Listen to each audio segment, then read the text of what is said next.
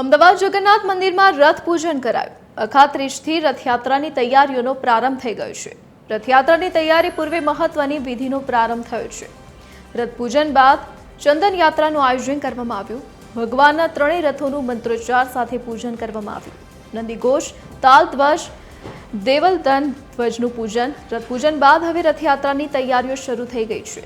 મંદિર પ્રાંગણમાં હવે તૈયારીઓ કરવામાં આવી રહી છે। આજથી 149મી રથયાત્રાની તૈયારીઓનો પ્રારંભ શરૂ થઈ ચૂક્યો છે। અખાત્રીજથી આ ભગવાનના વિશેષ રથ પૂજનની વિધિ વિધાનથી જે રથયાત્રાની તૈયારીઓ છે કે તેનો વિધિ વિધાનથી પ્રારંભ થતો હોય છે, ત્યારે ત્રણેય રથો જે છે તેનું પૂજન કરવામાં આવી રહ્યું છે। મંત્રોચ્ચાર સાથે ભગવાનના ત્રણેય રથ જે છે તેનું પૂજન થઈ રહ્યું છે। ભગવાન શ્રી જગન્નાથ, ભાઈ બલભદ્ર અને બહેન સુભદ્રાજીનો જે રથ છે કે જેમાં બેસીને જે ભગવાન છે નગરચર્યાએ નીકળતા હોય છે, ત્યારે આજથી અખાત્રીજનો જે દિવસ હોય છે ત્યારથી આ જે મહત્વની વિધિ હોય છે તેની શરૂઆત થાય છે। મહત્વનું છે કે ભગવાનના જે ત્રણ રથ છે, નંદીઘોષ, તાલ ધ્વજ અને દેવદલન જે ધ્વજ રથનું પૂજન જે છે તે થઈ રહ્યું છે।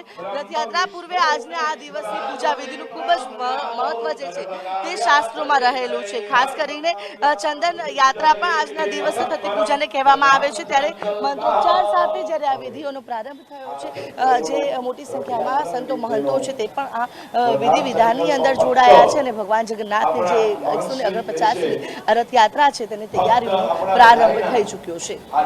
કેમેરા પર્સન હેમંત ગાયકવાડ સાથે આયુષી યાજ્ઞ, TV 13 અમદાવાદ।